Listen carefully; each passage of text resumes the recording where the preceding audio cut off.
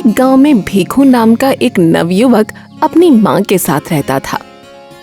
उसके पिताजी को गुजरे हुए 4 साल हो चुके थे। संपत्ति के आधार पर भीखू के पास सिर्फ एक बगीचा था, जहाँ पर अनेक तरह के फलों के पेड़ लगे हुए थे। भीखू शहर जाकर उन फलों को बेचता और जो आमदनी होती उससे अपने घर का गुजारा करता था।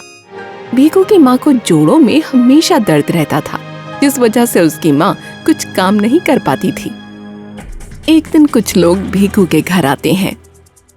अरे 6 महीने बीत गए भीखू, तुमने 6 महीने का समय लिया था मेरे पैसे लौटाने का। दे दो मेरे पैसे। नहीं काका जी, इस साल भी मैं आपका कर्ज नहीं लौटा पाऊंगा। क्यों रे, हैं? सिर्फ तुम दिन बढ़ाते जाओगे हैं? लेकिन अब हम चुप नहीं रहेंगे, बता रहे हैं। हाँ, हम तुम्हें और 1 महीने का समय दे रहे हैं, बता रहे हैं। अगर इस बार कर्जा नहीं चुकाया तो तुम्हारे घर की नीलामी होगी। भीखू को धमकी देकर सारे लोग वहां से चले जाते हैं। दरअसल भीखू के पिता पहले ही गांव में कई लोगों से कर्ज ले चुके थे। भीखू के पिता की मृत्यु होने पर सारा कर्ज भीखू के ऊपर आ गया था। उसे समझ नहीं आ रहा था कि कैसे कर्ज से छुटकारा पाए। कर्जदार लोग भीखू के घर रोज आकर धमकी देकर चले जाते। खैर, भीखू रोते हुए अपनी माँ के पास जाता है। अब हम क्या करेंगे माँ? कैसे इनके कर्जे से छुटकारा पाएंगे? रो मत बेटा, सब ठीक हो जाएगा। तुम सिर्फ अपने काम में लगे रहो। देखना, एक दिन तुम जरूर सबका कर्ज चुका दोगे। ऐसे ही कुछ दिन बीत जाते हैं और तब तक भीखू के बगीचे में लगे फल भी पकने लगते हैं। एक दिन जब भीखू अपने बगीचे को देखने जाता है,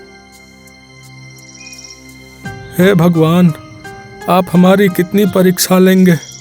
इतनी मेहनत करने के बाद भी इन फलों में काले धब्बे लग गए हैं। अब इस फल को कौन खरीदेगा?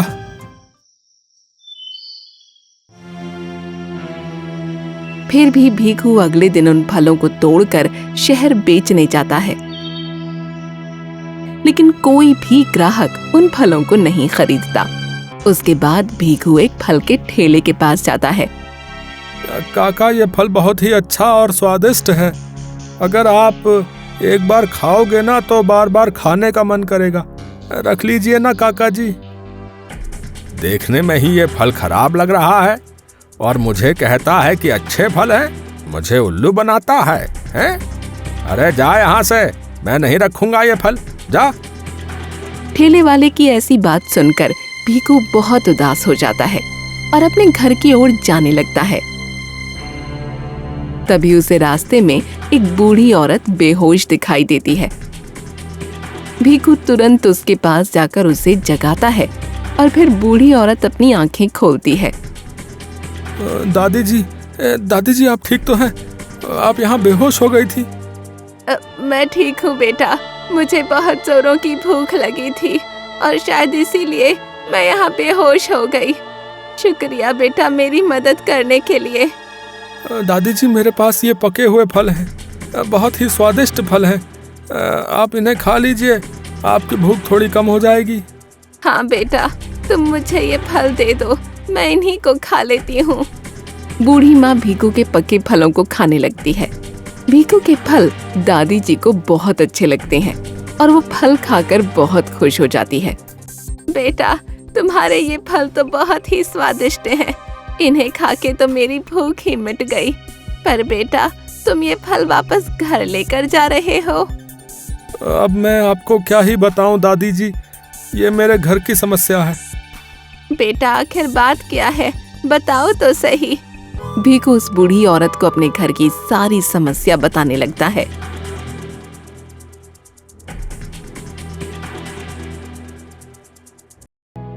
उस बूढ़ी औरत को भीखू की समस्या सुनकर बहुत दुख होता है।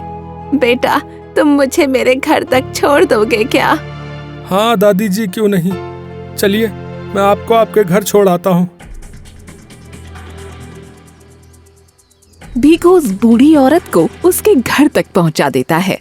बेटा, तुम यहीं रुको, मैं अभी आती हूँ। लेकिन दादी जी। वो बूढ़ी औरत भीखू की बात भी नहीं सुनती और घर के अंदर चली जाती है। भीखू बाहर ही खड़े खड़े उस बूढ़ी औरत का इंतजार करने लगता है। थोड़ी देर बाद वो बूढ़ी औरत हाथ में एक शीशी लिए वहाँ आती है। बेटा ये लो। ये क्या है दादी जी? बेटा इसमें एक खास तरह का जल है। ये जल तुम अपने पके हुए फलों पर डाल देना, जिससे तुम्हारे फल बहुत ही मीठे और रसीले हो जाएंगे और उनमें कोई दाग धब्बा भी नहीं होगा। और इस जल को तुम जिस फल के नाम के पेड़ पर छिड़कोगे, तुम्हारे पेड़ पर उसी के फल आने लगेंगे। दादी जी आपका बहुत बहुत धन्यवाद। भीखू उस जल की शीशी को लेकर अपने घर आ जाता है। माँ माँ, अरे माँ कहाँ हो तुम माँ? हाँ बेटा तू आ गया, आजा यहाँ बैठ। आज मैं बहुत खुश हूँ माँ। क्या बात है बेटा, अपने बगीचे के सारे फल बिक गए क्या? अरे नहीं माँ, बात कुछ और ही है। तो बताना बेटा, आखिर बात क्या है? भीखू अपने साथ घटित सारी बातें अपनी माँ को बताने लगता है।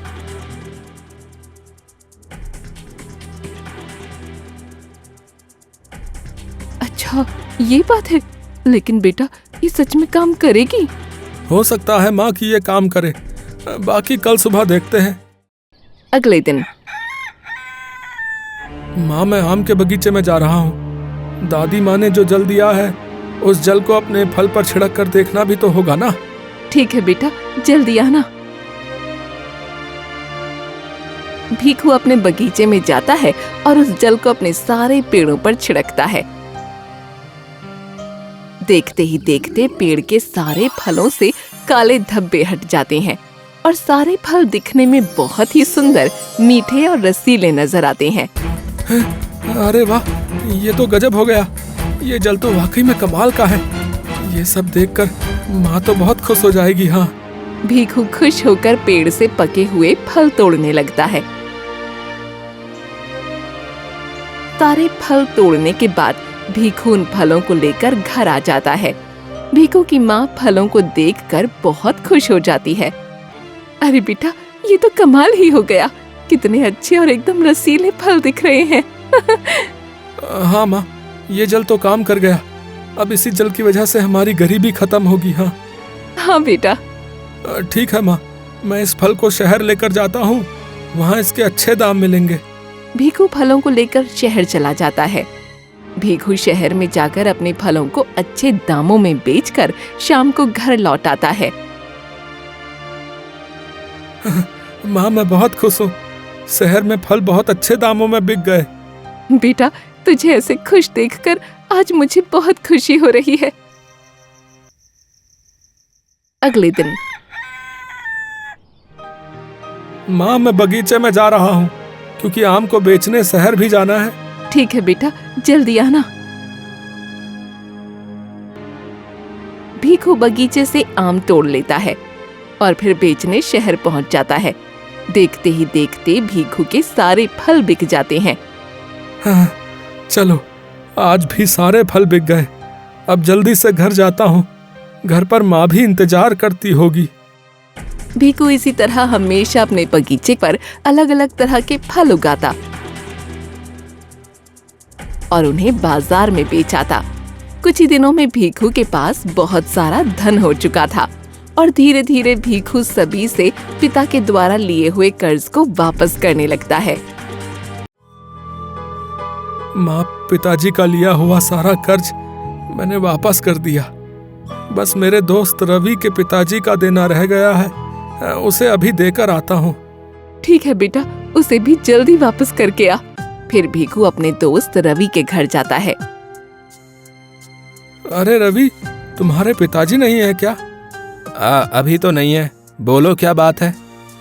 मेरे पिताजी तुम्हारे पिताजी से रुपये उधार लिए थे, जिसे मैं लौटाने आया हूँ।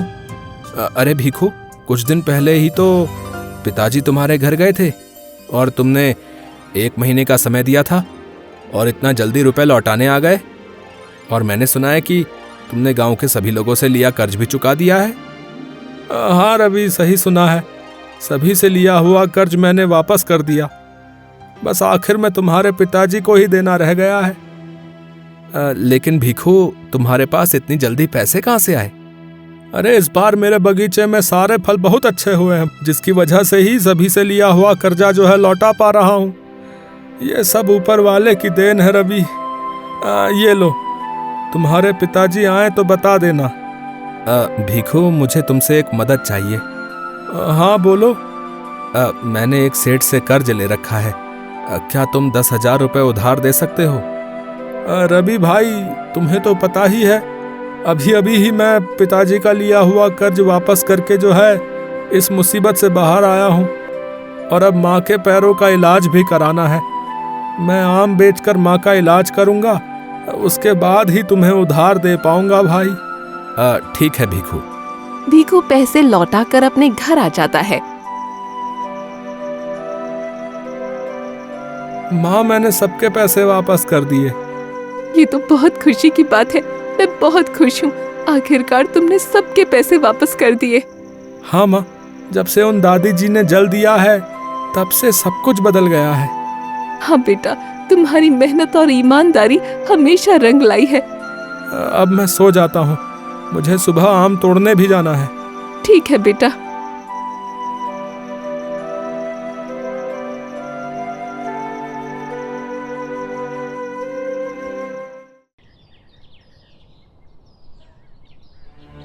अगले दिन सुबह भीखू अपने बगीचे पहुंचा तो उसके होश उड़ गए, क्योंकि वहां उसके बगीचे से सारे फल गायब थे।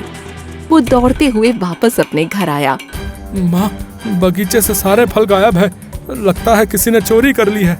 अभी ज्यादा देर नहीं हुई है बेटा, जल्दी से प्रधान के पास जा। भीखू दौड़ते हुए प्रधान जी के पास गया। प्रधान जी, मेरे बगीचे से सारे फल गायब हैं, शायद किसी ने चुरा लिया है। तुमको किसी पर शक है? प्रधान जी, मुझे किसी पर शक नहीं है, क्योंकि कल ही मैंने सभी से लिया हुआ कर्जा वापस कर दिया था। अब आप ही मेरे सारे फल वापस ला दीजिए। मैं जल्द से जल्द प्रयास करूंगा कि तुम्हारे फल मिल जाएं, ठीक है? भीखू वहाँ से चला जाता है। तभी रास्ते में उसे रवि मिल जाता है। भीखू भाई, सुना है तुम्हारे बगीचे के सारे फल चोरी हो गए? हाँ दोस्त, पता नहीं किसने किया होगा, कुछ पता चले तो बताना मुझे। ठीक है भीखू। इसके बाद भीखू अपने घर चला जाता है। शाम के समय गांव के प्रधान ने पंचायत रखी, जिसमें भीखू, रवि और गांव के कुछ लोग आए हुए थे। मुझे पता चल गया है कि भीखू के बगीचे के फलों की चोरी किसने की है। कौन है वो प्रधान जी? मेरे पास ये फल है, जिसको मैंने इस पैकेट में छिपाया है। मैं सभी को ये दूंगा। प्रधान जी, इससे क्या होगा? मैं कुछ समझा नहीं। मैंने इस पैकेट के अंदर एक आम और एक सेब का फल रखा है। जो भी चोर होगा उसके पैकेट से एक फल गायब हो जाएगा। अब सभी एक पैकेट उठा लो और कोई भी इसे खोल कर नहीं देखेगा। मैं कल सबसे यहीं मिलूंगा। हाँ। सभी ने एक एक करके पैकेट उठाए और अपने अपने घर चले गए।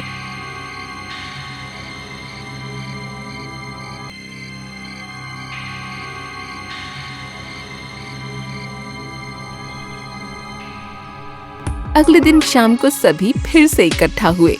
सभी अपने अपने पैकेट जो है खोल लीजिए। सभी ने अपने पैकेट खोले। किसी के भी पैकेट पर 2 फल नहीं मिले, लेकिन रवि के पैकेट में 2 फल थे। हाँ, तो फल की चोरी रवि ने की है, क्योंकि मैंने किसी भी पैकेट पर 2 फल नहीं रखे थे, समझे? हैं? क्या रवि तुम? हाँ तो रवि, अब तुम ही सच बताओगे या हमें अपना तरीका अपनाना पड़ेगा? हैं? हमें माफ कर दीजिए प्रधान जी, हमसे बहुत बड़ी गलती हो गई। मैंने ये नहीं सोचा था, मैंने अपने पैकेट में डर की वजह से एक और फल रख दिया। अच्छा ठीक है, लेकिन तुमने भीखू के बगीचे से फल की चोरी क्यों की भाई? रवि, अब तुम चोर भी हो। हाँ भीखू, मैंने तुमसे पैसे उधार मांगे थे तो तुमने मुझे नहीं दिए, और मैं सेठ जी से रुपए उधार लेकर जुए में हार चुका था, और सेठ जी जल्दी अपने पैसे वापस मांग रहे थे और मेरे पास एक भी रुपया नहीं था। और तो और मैं इस बात के लिए पिताजी से भी पैसे नहीं मांग सकता था, इसलिए मैंने बगीचे से फल चोरी कर लिए ताकि फल बेचकर सेठ के पैसे वापस कर सकूं। हमें माफ कर दो, मैं सारे फल वापस ला रहा हूं।